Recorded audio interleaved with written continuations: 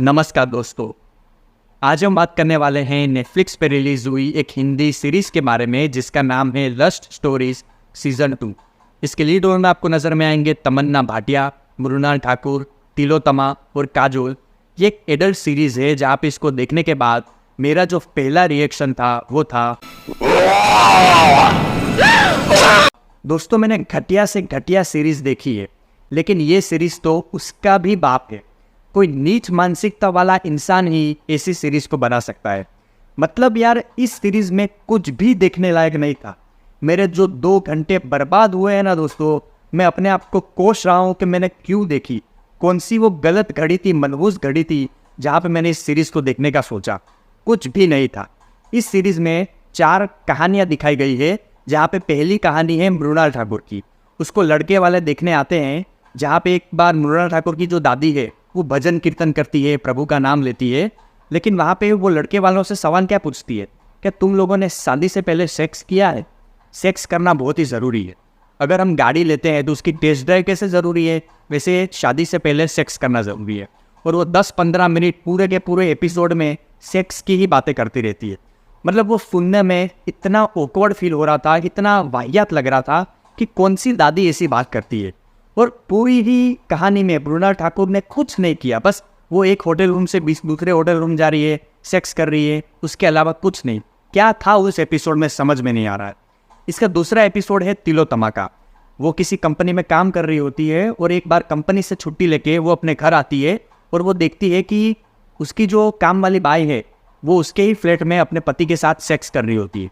और उन दोनों को देख के तिलोत्तमा के अंदर हवस जाग जाती है और वो मास्टरबेड करती है।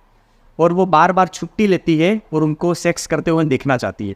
इतनी घटिया स्टोरी लाइन दोस्तों, मतलब मेरा सर पकड़ गया था। मतलब ये 2 एपिसोड देखने के बाद तो मुझे नहीं लगता कि मैं जिंदा रह पाता। इतनी घटिया से घटिया स्टोरी लाइन इन लोगों ने लिखी है। कोई इतना नीच मानसिकता का कैसे हो सकता है कि ये सब सोच सकता है? कोई फालतू का इंसान भी इतना घटिया नहीं सोच सकता। इसकी जो तीसरी कहानी है वो है तमन्ना भाटिया की, जो 10 साल पहले कहीं पे अचानक से गुम हो जाती है और विजय वर्मा उसका पति होता है। फिर अचानक से वो वैसे ही मिल जाते हैं और वहाँ पे सेक्स करना शुरू कर देते हैं। और पता नहीं ऐसा क्या ट्विस्ट एंड टर्न्स डाल देते हैं, जैसे ऑडियंस तो पागल ही है। ऑडियंस को मूर्ख बनाना आसान ही है। इतनी घटिया वो स्टोरी लाइन थी कि दोस्तों समझ में नहीं आ रहा था। पूरे सीन में बस हवस ही दिखा रहे थे। और मुझे पता है कि जो 90% लोग हैं वो तमन्ना भाटिया के लिए ही ये सीरीज़ देखेंगे, क्योंकि तमन्ना भाटिया ने कभी ऐसे एडल्ट सीन, किसिंग सीन नहीं दिए हैं। बार बार वो कहती रहती है कि मेरा तो ऐसा कॉन्ट्रैक्ट है। लेकिन यहाँ पे आके सब कुछ खुश हो गया। साफ साफ तौर पे पता चलता था कि तमन्ना भाटिया को बॉलीवुड में काम करना था, इसीलिए वो ये सब बहाना कर रही थी। बाकी कोई किसिंग कॉन्ट्रैक्ट, कोई एडल्ट सीन कुछ भी नहीं है। यहाँ पे उन्होंने सारी हदें पार कर दी है, सब कुछ दिखा दिया है, तो कोई मतलब नहीं बनता। और इसकी स्टोरी लाइन बहुत ही पचकानी थी। ऊपर से जो ग्रीन स्किन सीन का यूज़ किया था वो तो इतना घटिया था। अरे सीधा सीधा समझ में आ रहा था कि भाई क्या कर रहे हो।